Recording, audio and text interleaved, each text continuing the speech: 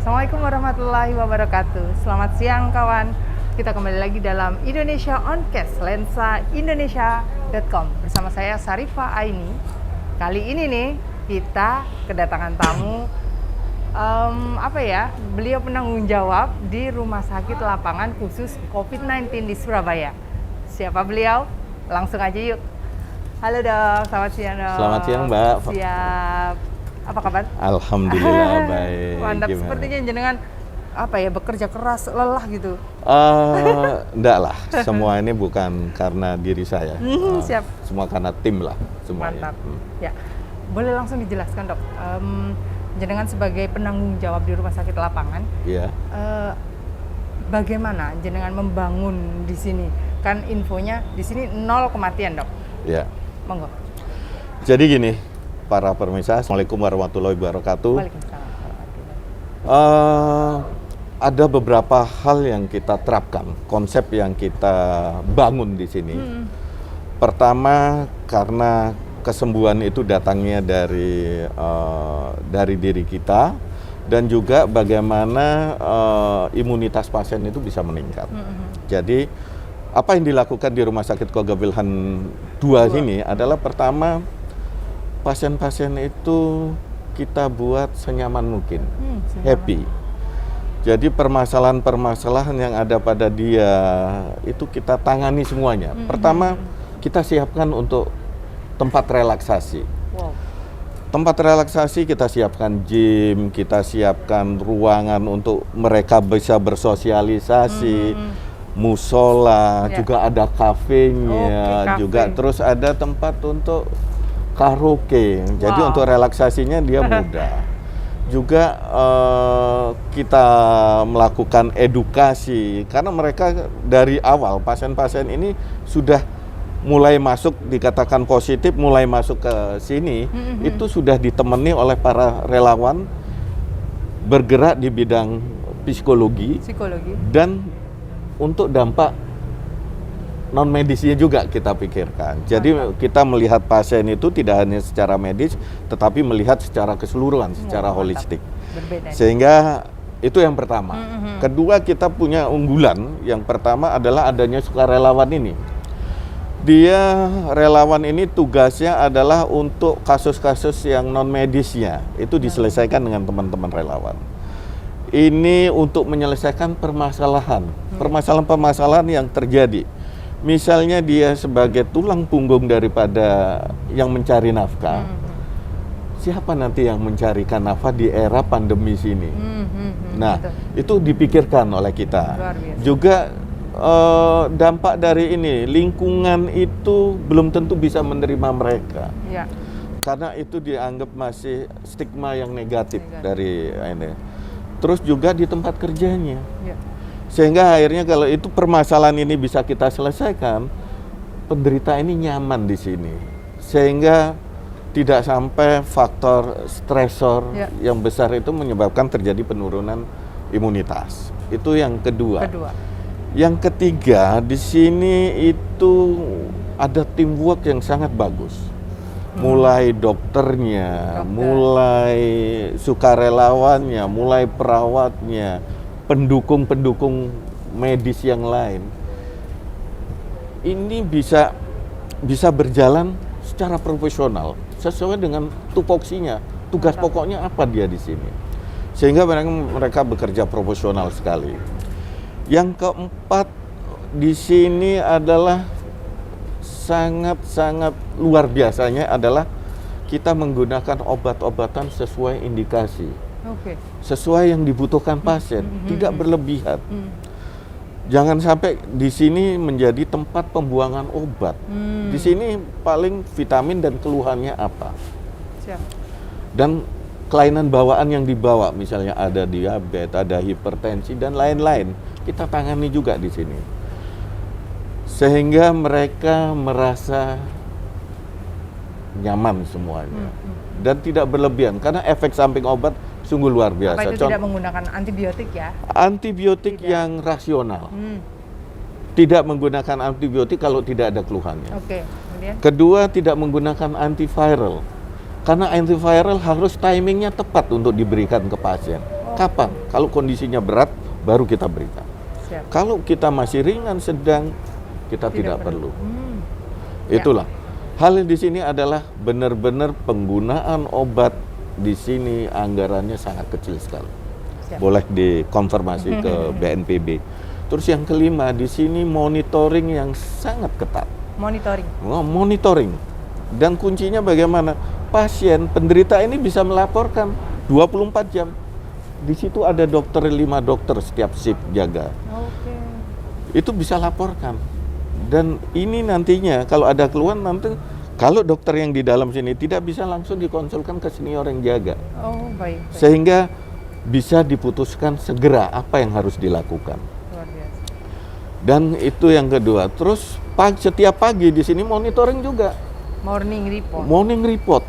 Dan disinilah permasalahan-permasalahan pasien secara keseluruhan disampaikan. Apa yang harus disiapkan. Kita juga morning report juga kita melihat di situ. Kalau dari misalnya diperiksa swab, tapi hasil swabnya kenapa kok ini makin turun? Ada apa ini?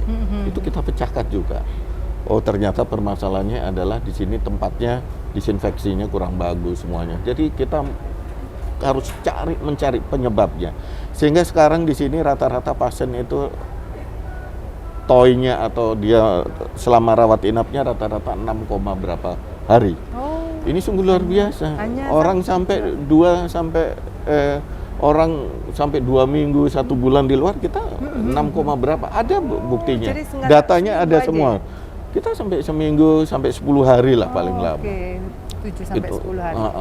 Itulah semuanya bisa terjadi karena saya melihat membentuk tim ini adalah mereka punya tanggung jawab moral. Mantap. Siap. Untuk berbuat sesuatu terhadap bangsa dan negara yang kita cintai. Mantap. Nah ini dok, ini yang membedakan dengan rumah sakit lainnya. Jika rumah sakit lainnya kan obat gitu kan. Tapi ternyata jenengan punya konsep yang berbeda. Inilah yang harus kita terapkan. Karena harapan kita ini, negara kita bukan tempat pembuangan obat dari negara lain.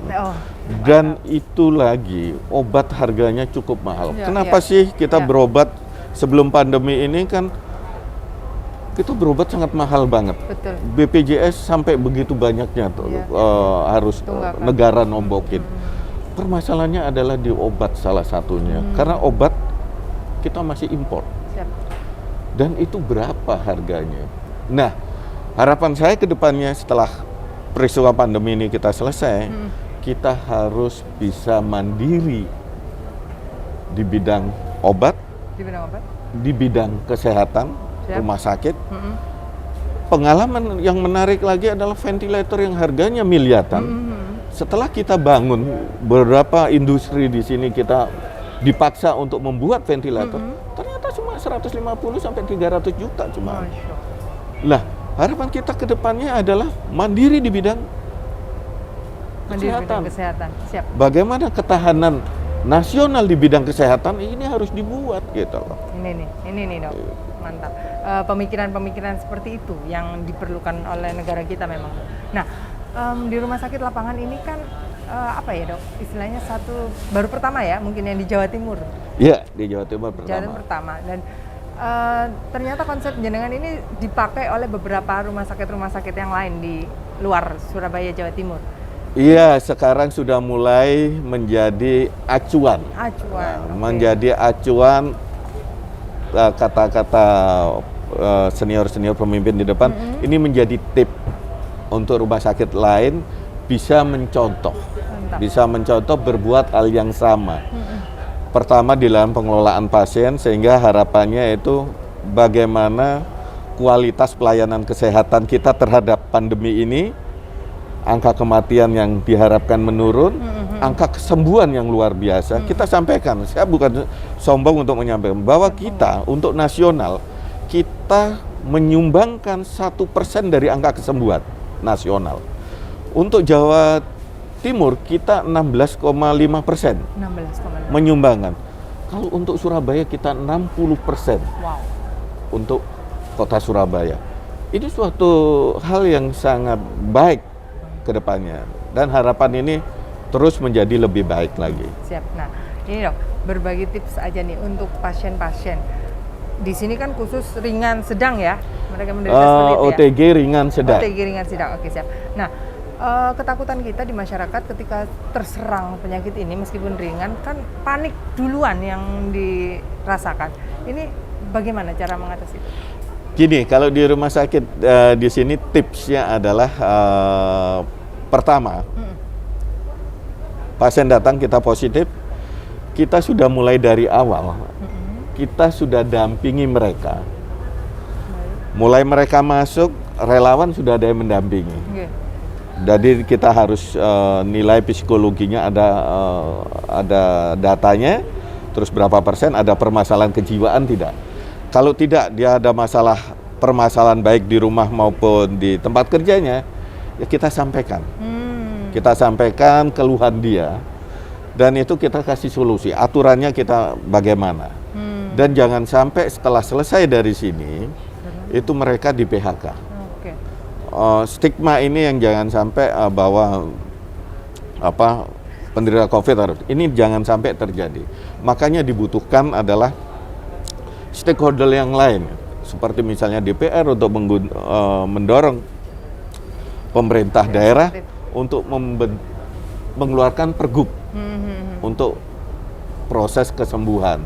Terus aturan-aturan apa di tenaga kerja. Sehingga hal ini bisa kita selesaikan dengan baik dengan perusahaan, ada aturan, ada jalur hukum yang jelas nantinya. Dan itu memang dibutuhkan semua sektor, semua stakeholder yang ada di Provinsi Jawa Timur. Nah, untuk pasien sendiri nih, per individu ketika merasakan gejala tapi takut untuk ke rumah sakit, bagaimana? Ini yang kita sampaikan, jadi kita membentuk banyak hal. Pertama, teman-teman yang ada di hulu ini sudah melakukan edukasi kepada masyarakat. Pertama, tentang apa itu COVID, tentang bahaya COVID, tentang bagaimana pencegahannya dengan 3M itu. Itu oleh teman-teman kita yang ada bekerja di hulu. Mereka banyak yang dari luar negeri yang lagi ngambil S3, adik-adik saya di UNED. Dia ngambil S3 balik melihat situasi Jawa Timur seperti itu. Mereka bergerak untuk melakukan edukasi. Dan juga dinas-dinas kesehatan baik provinsi, kota maupun puskesmas juga melaksanakan itu. Dan juga dengan adanya kampung wani, kampung tangguh, kampung macam-macam, ini adalah untuk edukasi supaya masyarakat mengerti. Dengan masyarakat mengerti, mereka dengan sukarela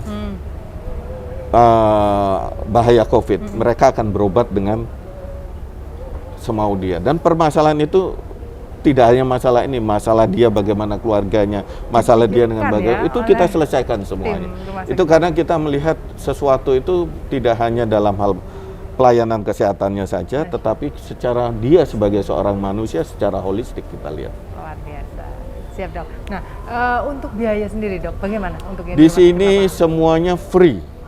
Free? Ini tanggung jawab pemerintah. Inilah bentuk tanggung jawab pemerintah terhadap rakyat. Gitu loh. Sehingga semua BNPB, pemerintah provinsi, pemerintah kota, semuanya berbondong-bondong untuk berbuat sesuatu di sini. Kemarin BNPB ngirim sesuatu yang luar biasa, banyak barang untuk kepentingan alat-alat untuk penanganan pasien, baik ventilator dan lain-lainnya, HIPAA filter untuk mematikan kuman, ada diberikan semua, ada 3 kontainer kemarin dikirim. Lah ini kan bentuk tanggung jawab pemerintah gitu loh. Bahwa kehadiran pemerintah itu ada gitu loh. Ini yang tidak diketahui oleh teman-teman semuanya. Dan kita sudah melakukan hampir 3.000 menangani pasien dan angka kesembuhannya sudah 2.851. Wow, mantap. Dan angka kematiannya 0. Ya, angka kesembuhannya hampir 100%. Saat ini tersisa berapa? 85 pasien dirawat hari ini, per hari ini. Karena hampir tiap hari kita nambah ya 10 sampai 20 sekarang. Tidak seperti di bulan Juni, Juli sampai hampir Drastis. 200 lebih Wow. pasien sehari gitu loh. Dan inilah alhamdulillah semuanya itu tidak lebih juga karena tangan-tangan Tuhan. Masya Allah. Karena tangan-tangan Tuhan lah yang menyebabkan kita diberi kemudahan semua ini. Karena luar tangan-tangan Allah Subhanahu wa taala lah kita diberi kemudahan ini semuanya. Total bed sendiri dok untuk Kita rumah di sakit sini kita sudah menyiapkan kalau terjadi second disaster kita sudah 357 bed lapangan? Total itu. totalnya dan itu kita siap. Paling kita akan menambah relawan dokter karena kita kalau full bednya kita pasti akan menambah personil juga. Karena kerjasama dengan ID, kerjasama dengan Persatuan Perawat Indonesia, itu kita butuh sekian, mereka nyiapkan. Luar biasa. Dan mereka tenaga kesehatan memang jangan sampai terjadi yang tidak juga. Pertama kita siapkan safe house-nya juga, APD-nya juga. Oke, sip. Jadi APD-nya kita level 3, safe house-nya yang memenuhi persyaratan untuk relaksasi. Oh, di mana? Di hotel di sampingnya Delta, kita Oh. siapkan di situ juga. Di belakang sini juga kita siapkan untuk penginapan. Jadi kita sudah siap semuanya, sehingga memang tenaga kesehatannya dia pakai APD yang luar biasa gitu kan tahannya berapa. Setelah pulang mereka bisa relaksasi. Total berapa untuk yang tenaga kesehatan dan lain? 66 tenaga kesehatannya. Siap. Relawan 20 ditambah relawan 20, belum tenaga bersih-bersih, belum tenaga untuk disinfektan, Disinfektan. rutin. Siap. Ya itulah. Lengkap di sini. Oke dok, terakhir apa anjuran untuk imbauan untuk masyarakat kita tetap menggunakan masker seperti apa? Jadi tetap prinsipnya sampai sekarang vaksinasi masih diusahakan oleh Masih pemerintah Mm-mm. secepatnya. Tetapi kunci dari semua ini bukan karena itu, tapi adalah karena kita mematuhi protokol kesehatan. Protokol kesehatan. Protokol kesehatan tetap dijaga. Baik. Baik nanti setelah kita vaksinasi punya kekebalan, kita tetap menjaga seperti ini. Maka Karena pertama kita memakai masker, menjaga jarak, rajin mencuci tangan. itu ya. Kuncinya di situ aja. Tetap itu yang kita pertahankan. Dengan itu otomatis kita mengurangi faktor risiko. Yang tidak lebih lagi adalah bagaimana daya tahan tubuh tetap bagus. Kalau bila daya tahan tubuh tetap bagus, viral tidak mudah untuk menyerang kita. Tingkatkan Imunitas dengan olahraga, dengan nutrisi yang bagus. Makanya di sini untuk pasien makanannya luar biasa, 2.800 kalori. Oh, Nah, disinilah yang kenapa pasien di sini bisa sembuh karena gizinya sudah ada yang ngurusin, nutrisinya, kebutuhannya semuanya. siap. Siap. Itu tadi kawan berbincang dengan langsung dengan penanggung jawab rumah sakit lapangan memberikan sejumlah tips untuk kita semua. Matur nuwun sanget Dokter Sama-sama. I Dewa Gede Nalendra. Sukses Iya. selalu, sehat selalu. Amin, amin, amin, amin, amin. Sampai jumpa. Assalamualaikum warahmatullahi wabarakatuh. Waalaikumsalam warahmatullahi wabarakatuh. Mantap jenengan.